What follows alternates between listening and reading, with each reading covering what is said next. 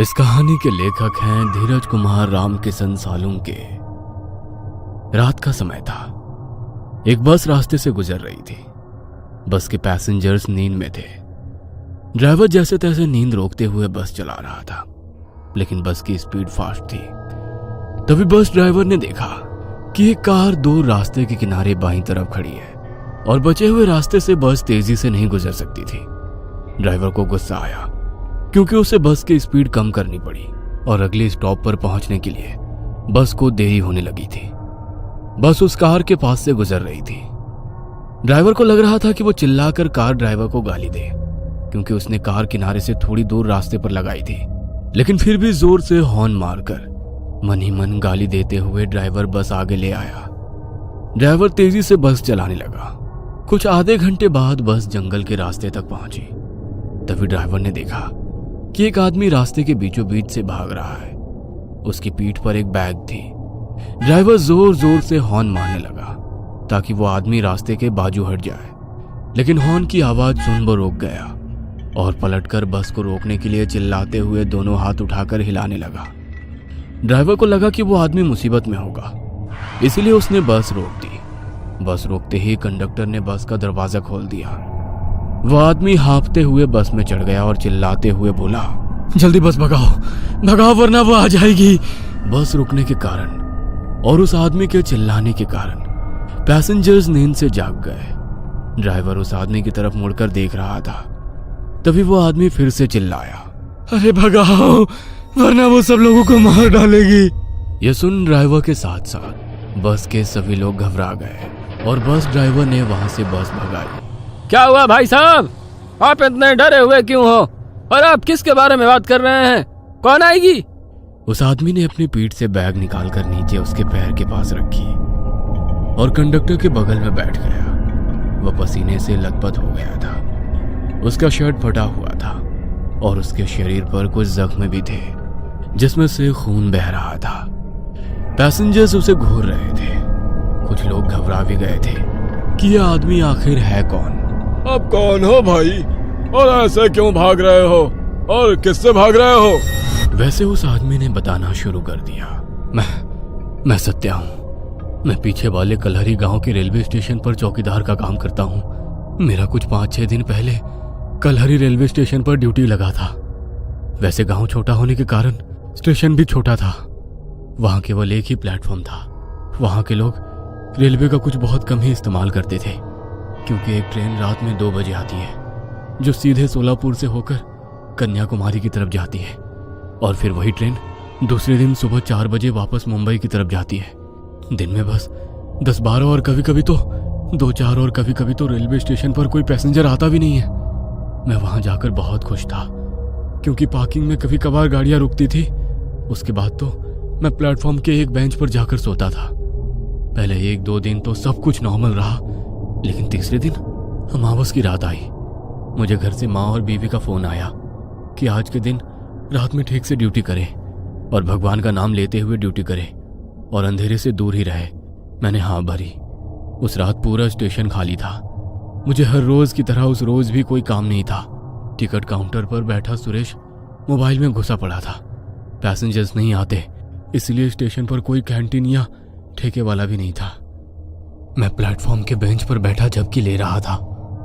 तभी मेरे पीछे से एक छोटा बच्चा चिल्लाते हुए आया, बचाओ काका, बचाओ। उसके चिल्लाने से मैं डरकर जाग गया। मैंने आंखें खोली और मुड़कर देखा। वह 8-9 साल का बच्चा मेरे पास ही आ रहा था कि तभी मुझे वो देख जोर से चिल्लाया, मुझे छोड़ दो, और वहां से टंकी की तरफ भाग गया। मुझे कुछ भी समझ में नहीं आ रहा था कि आखिर ये क्या हो रहा है। वो छोटा बच्चा कौन था और किससे बचाओ बोल रहा था, और मुझे देख वो घबराकर क्यों भागा। वो बच्चा भागकर टंकी के पीछे छिप गया। मैं चौकन्ना हो गया और अपने हाथ में लाठी उठाकर वो बच्चा जिस तरफ से आया था उस तरफ देखा, लेकिन वहां से कोई भी नहीं आया। कुछ देर उसी जगह पर ठहरा रहा। वह बच्चा उस टंकी के पीछे छुपकर जोर जोर से रो रहा था। मुझे उसकी चिंता सताने लगी, इसीलिए मैं टंकी के पास चला गया। टंकी के पीछे अंधेरे में वो छुपा हुआ था। मैंने टॉर्च चालू की और अंधेरे में टॉर्च की रोशनी में उस बच्चे को देखा और मेरे रोंगटे खड़े हो गए, क्योंकि वहां पर वो छोटा बच्चा तड़पते हुए पड़ा था। उसकी गर्दन किसी ने काट दी थी और उसका सर उसके कंधे पर गिरा पड़ा था। वो हाथ पांव हिलाते हुए तड़प रहा था। मैं डर गया और इधर उधर उस बच्चे पर हमला करने वाले को ढूंढने लगा और फिर वहां से पीछे हटते हुए टिकट काउंटर की तरफ भागा। सुरेश, सुरेश! मैं सुरेश के पास जाकर हाँफते हुए बोला, क्या हुआ? वहां पर टंकी के पीछे किसी ने छोटे बच्चे को गला काट कर मार डाला। क्या? हाँ, माँ कसम। रुक, बाहर आता हूँ। सुरेश ने कहा और वो टिकट काउंटर वाले रूम से बाहर आ गया। मैं उसे टंकी के पास तक ले गया। मेरी उसके पीछे जाकर उस बच्चे को देखने की हिम्मत नहीं हो रही थी, इसलिए मैंने सुरेश को अकेले वहां जाने के लिए कहा।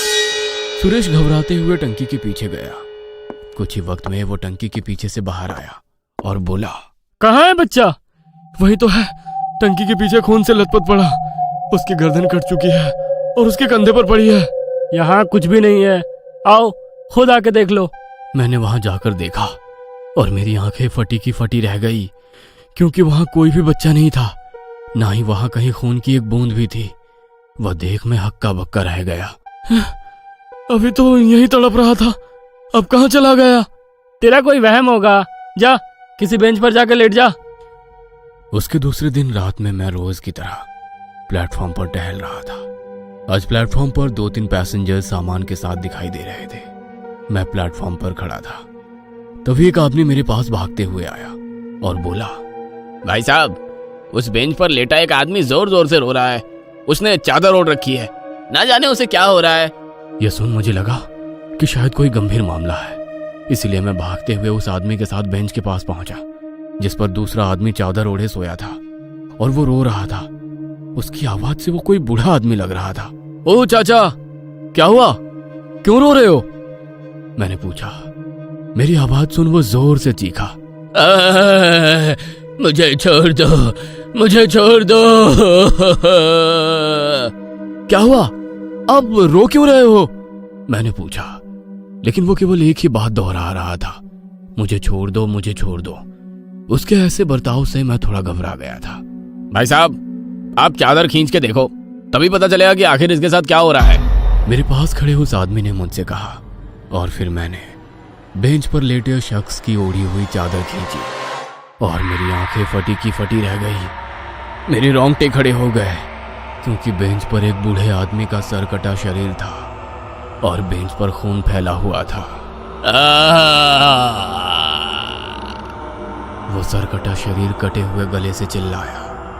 उसमें से कुछ खून की पिचकारियां उड़ी और फिर वो बेंच से उठकर उल्टे पैर दूर अंधेरे में भाग गया। ये देख मैंने अपनी पेंट में ही पेशाब कर दी। डर के मारे मेरे पसीने छूट गए। मैंने अभी अभी एक सर कटे हुए भूत को देखा था, जो उल्टे पांव अंधेरे में भाग गया था। कुछ देर आंखें फाड़ कर देखने के बाद मैं अचानक से चिल्लाया, भूत! और मैं सीधा भागते हुए सुरेश के पास पहुंचा। भूत! भूत! मैं काउंटर पर खड़ा सुरेश से कहने लगा, क्या हुआ? कहाँ है भूत? उसने मुझसे पूछा।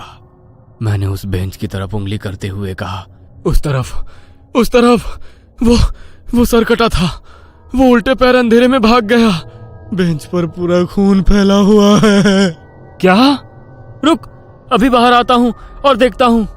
और वो टिकट काउंटर रूम से बाहर आया और मैं उसे बेंच के पास ले गया और एक बार फिर मैं चौंक गया, क्योंकि अभी उस बेंच पर खून नहीं था।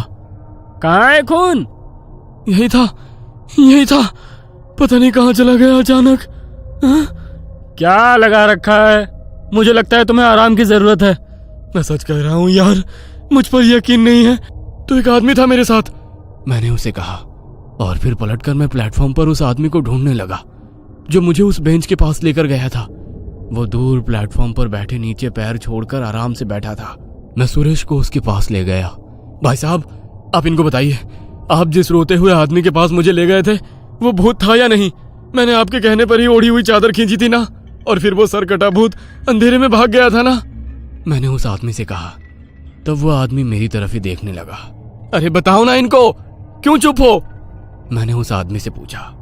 तभी हमारे पास एक आदमी आया और बोला, भाई साहब, ये बोल और सुन नहीं सकते। ये सुन तो मेरे होश ही उड़ गए। क्या? ये आप क्या कह रहे हैं? ये भाई साहब अभी कुछ देर पहले मेरे पास आए थे और इन्होंने खुद अपने मुंह से मुझे उस रोते हुए शख्स के बारे में बताया था। मैं उस आदमी पर चिल्लाते हुए बोला, अरे क्या पागल आदमी है, मैं इसका भाई हूँ, मैंने तो इसे कभी बोलते हुए नहीं सुना। और रही बात ये आप तक आने का, तो ये 1 घंटे से यहीं बैठा हुआ है मेरी आंखों के सामने। वो दूसरा आदमी मुझ पर चिल्लाते हुए बोला। तभी सुरेश ने मेरे कंधे पर हाथ रखा और बोला, यहाँ से चल। और फिर वो मुझे टिकट काउंटर रूम में ले गया। उसने मुझे कुर्सी पर बैठाया और पानी पिलाया। देख भाई, मुझे पता नहीं तुम्हारे साथ क्या हो रहा है, लेकिन लगता है तुम्हारी नींद पूरी नहीं हुई है। तुम अपने कमरे में जाकर सो जाओ। मैं खुद हैरान हो गया था कि वो आदमी एकदम से मुड़कर क्यों गया। वह खुद मेरे पास आया था और मुझे उस रोते हुए आदमी के पास ले गया था। उसने ही मुझे चादर खींचने के लिए कहा था और फिर मुझे सरकटा भूत दिखा था। और फिर अचानक से वो बहरा और गूंगा कैसे हो गया। मुझे कुछ भी समझ में नहीं आ रहा था कि ये मेरे साथ क्या हो रहा है। मैं वहां से उठकर मेरे रूम में सोने चला गया। दूसरे दिन सुबह मैंने यह हादसा मेरी माँ को बताया। तब मेरी माँ ने कहा कि शायद वो रेलवे स्टेशन भूतिया हो और वहां कुछ आत्माएं भटकती हो।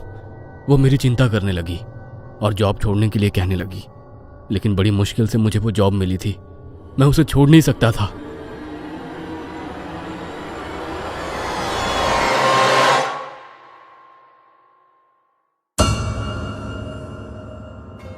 ये कहानी आपको अच्छी लगी हो तो हमें सब्सक्राइब करें, हमारा इंस्टाग्राम और फेसबुक पेज जरूर फॉलो करें। और हाँ दोस्तों, सब्सक्राइब करना भूलना मत।